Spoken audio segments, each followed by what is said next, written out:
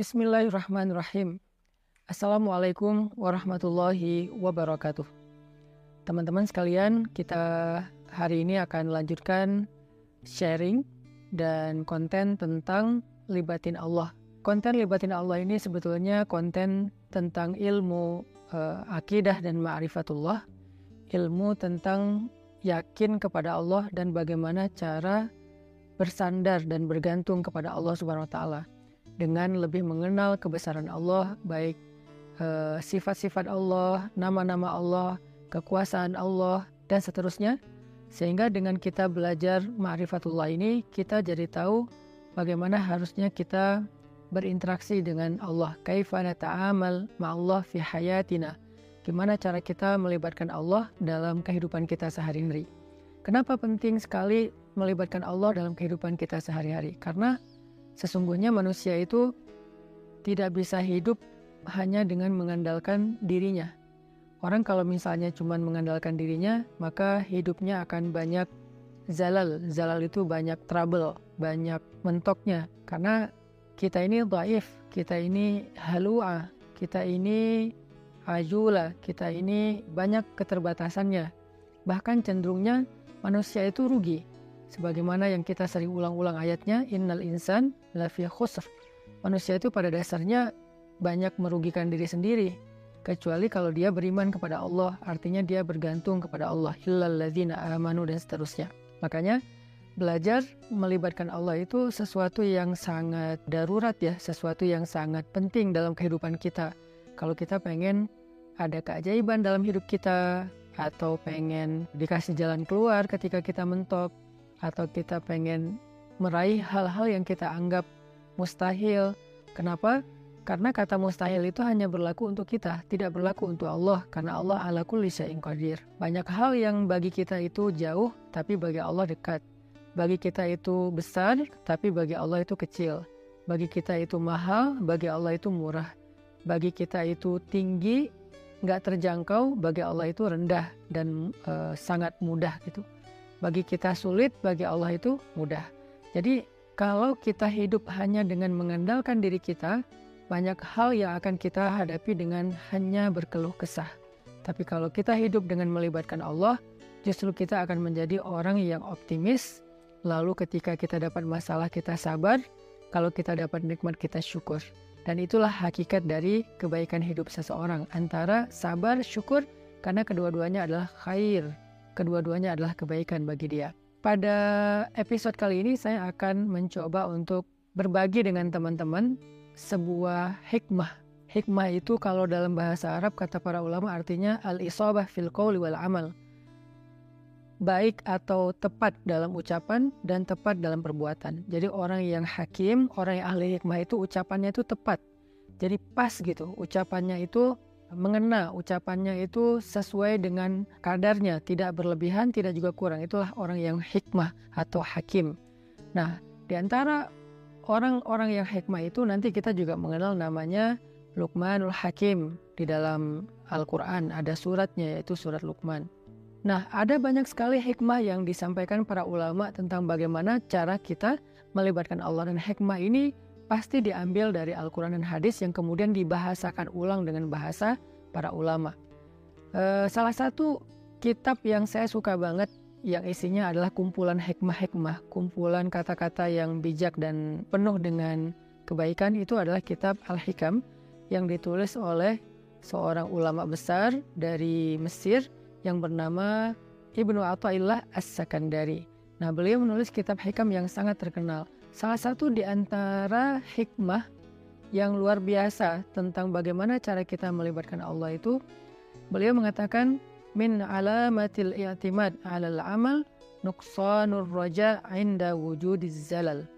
Salah satu di antara tanda-tanda orang terlalu bergantung kepada ikhtiar, bergantung kepada amalnya, bergantung kepada perbuatannya, bergantung kepada usaha dirinya adalah nuqsanur raja', berkurangnya harapan kepada Allah inda wujudiz zalal, ketika ada masalah dalam hidupnya. Maksudnya apa? Seringkali kita gini, kita tuh jadi kayak berani berharap yang baik-baik kepada Allah kalau apa yang kita harapkan itu masih logis. Jadi kita kayak tahu gitu gimana cara mengikhtiarkan hal itu. Kita tahu bagaimana cara mendapatkan hal itu, sehingga kita masih berharap pada Allah, ya Allah mudahkanlah saya. Misalnya kayak kita pede bisa dapat kerjaan, atau misalnya kita udah ngerasa bahwa insya Allah saya layak mendapatkan pekerjaan itu, sehingga kita mendaftar di sebuah perusahaan. Kita masih berharap pada Allah supaya Allah mudahkan urusan kita. Tapi ketika ternyata kita ditolak sana sini, kita ketuk setiap pintu-pintu di bumi, ternyata nolak kita sehingga kita nggak punya kerjaan, kita tiba-tiba jadi putus asa, jadi nggak berharap lagi, jadi nggak optimis, karena ngerasa kayaknya pintu-pintu bumi udah tertutup.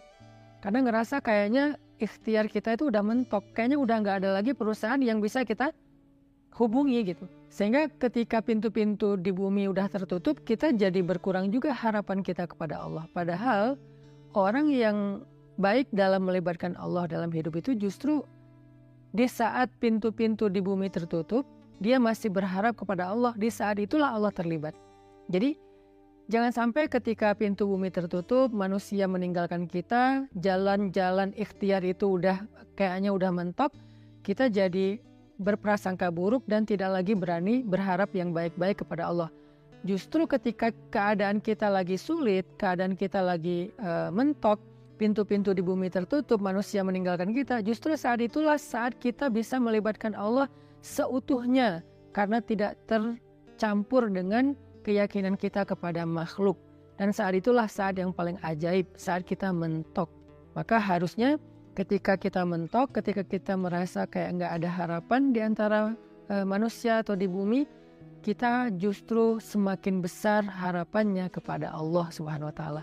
Dan itulah cara paling ajaib melibatkan Allah dalam urusan kita. Kayak masalah jodoh misalnya. Ada orang yang dia udah siap menikah, udah punya pekerjaan tetap, punya penghasilan yang baik, kemudian secara penampilan dia juga good looking, orangnya juga baik gitu. Terus dia suka sama seorang cewek.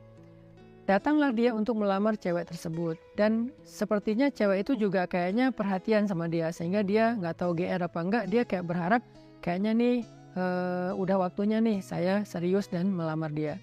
Sebelum dia berangkat ke rumah calon istrinya, dia berdoa kepada Allah, ya Allah mudahkan urusan saya, ya Allah semoga saya bisa menjadi suami yang baik bagi dia, semoga lamaran saya diterima, bla bla bla. Dia berdoa kepada Allah, dia berharap pada Allah karena dia percaya bahwa ada jalan untuk mendapatkan yang dia inginkan.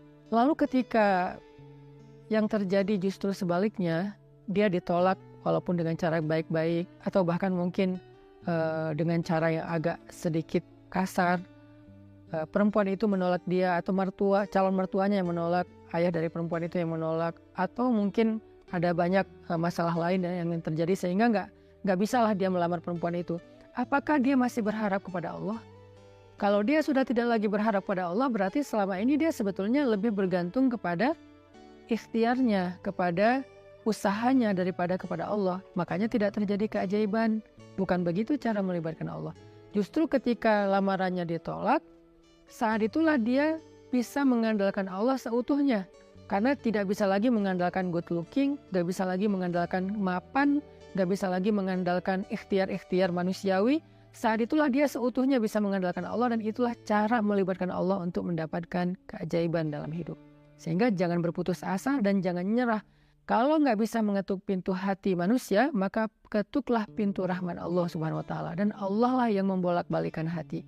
Kalaupun nggak perempuan itu, Allah akan gantikan dengan perempuan lain yang lebih baik daripada dia untuk kita. Artinya nggak boleh berhenti berharap kepada Allah. Justru berharap kepada Allah di saat kita sedang sulit, itulah cara paling ajaib mendatangkan keajaiban Allah Subhanahu wa Ta'ala.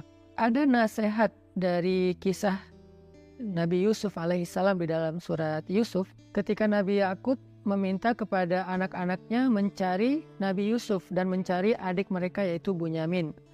Nabi Yakub bersabda, "Ya bani yadhhabu fatahassasu min Yusuf wa akhihi فتحسسوا من يوسف وأخيه ولا تيأسوا من روح الله إنه لا ييأس من روح الله إلا القوم الكافرون. Wahai anak-anakku, kata Nabi Yakub, pergilah dan carilah kabar tentang Yusuf dan saudaranya itu Bunyamin. Dan janganlah kalian berputus asa dari rahmat Allah, dari pertolongan Allah, dari campur tangan Allah, dari keajaiban di sisi Allah. Sesungguhnya tidak ada yang berputus asa dari rahmat Allah kecuali orang-orang yang mengingkari kebesaran Allah, orang-orang yang tidak beriman. Jadi ciri di antara orang yang beriman itu tidak berputus asa. Dan kalimat putus asa ini tidak akan muncul kalau tidak ada zalal, tidak ada masalah, kalau nggak mentok. Nggak mungkin dong kita berputus asa sementara jalan masih terbuka lebar, segalanya masih normal, semuanya masih sesuai prediksi kita. Itu nggak ada alasan kita berputus asa. Justru alasan berputus asa itu ketika kita punya masalah, mentok, trouble, error, bla bla bla. Justru saat itulah kita rentan dengan putus asa. Nah, orang yang beriman di saat itu justru mereka bertambah yakin kepada Allah. Tidak menjadi orang yang yai'as, menjadi orang yang berputus asa atau yusi'udzon billah, mereka berburuk sangka kepada Allah. Wa tadhunnuna billahi dzunun, kalian berprasangka kepada Allah dengan prasangka yang tidak pantas.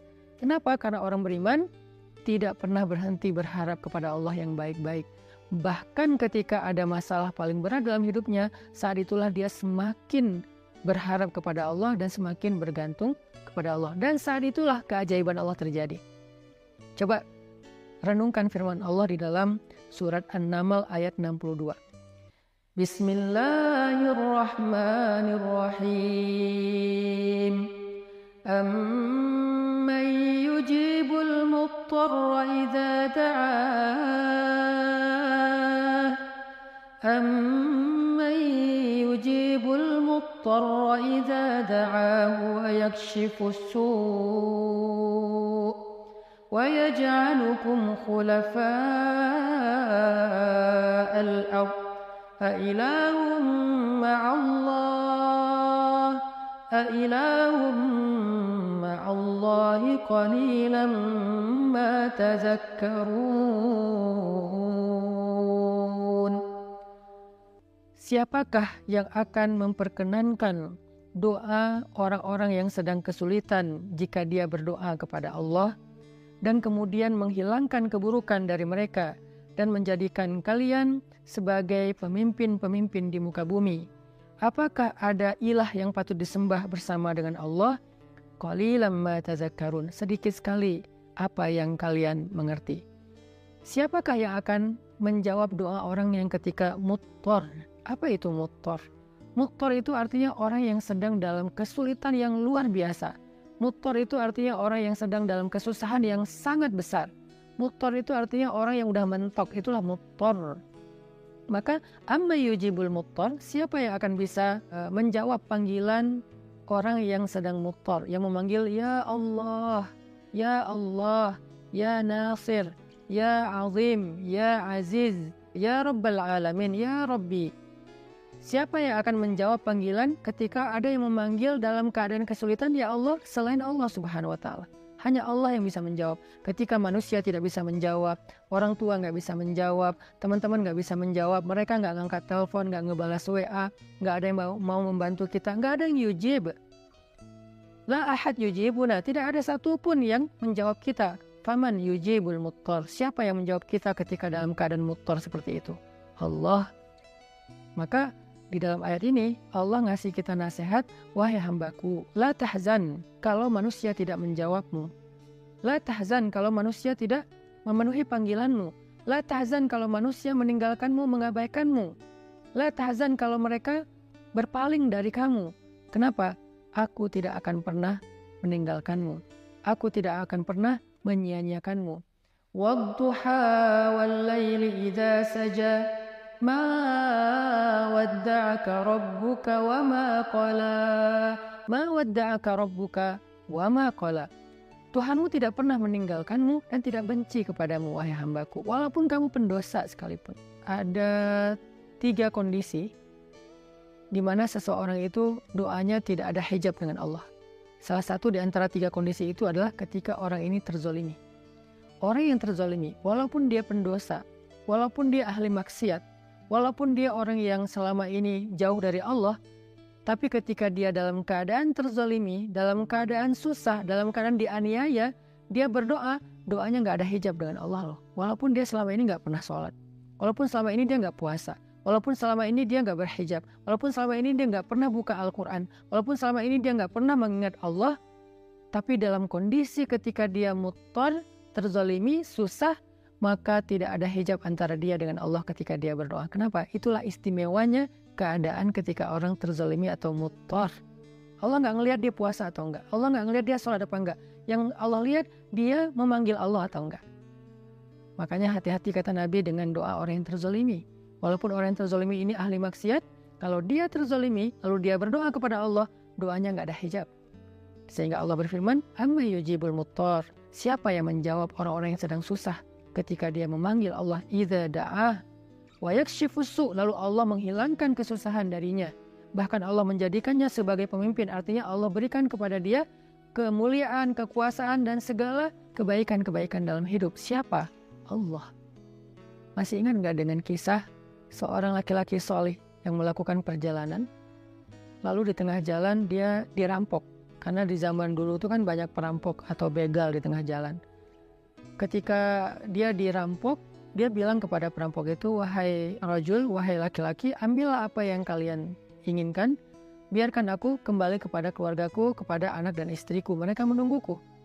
Kata perampok ini, adapun harta-harta ini sudah pasti bisa kami ambil, tetapi berikutnya yang kami inginkan adalah membunuhmu. Kamu tidak akan bisa melanjutkan perjalanan. Maka laki-laki ini pas tahu bahwa dia nggak punya harapan untuk meloloskan diri, dia udah dipegang sama mereka, tinggal dipenggal, dia bilang, kalau begitu beri saya waktu sebentar saja untuk sholat 2 rakaat. Setelah itu lakukan apa yang kalian inginkan. Karena bagi para pembunuh 2 rakaat sholat itu nggak lama dan bukan sesuatu juga yang berat, ya kata mereka, ya udah sholat aja 2 rakaat. Tapi aksir, sholatnya pendek-pendek aja, nggak usah panjang-panjang. Akhirnya dia pun sholat 2 rakaat. Ketika dia sholat 2 rakaat, dia bingung, habis baca Al-Fatihah dia baca ayat apa lagi. Yang terlintas di dalam pikirannya cuma ayat ini. Kebenaran dia hafiz Al-Quran, walaupun dia hafal 30 juz, dia nggak tahu mau baca surat apa setelah Al-Fatihah. Kecuali surat inilah yang terlintas di dalam benaknya, sehingga dia baca setelah Al-Fatihah dengan suara lirih berbisik, Amma yujibul muttar iza da'ah wa yakshifus su', dan seterusnya. Kemudian setelah dia membaca ayat ini, dia ruku, dia sujud. Ketika dia rakaat kedua juga dia membaca ayat yang sama, karena dia nggak ingat ayat yang lain. Ketika dia sujud terakhir, dia mendengar suara ada orang mengendarai kuda datang ke arah mereka. Tiba-tiba suara teriakan orang yang sedang dipukul.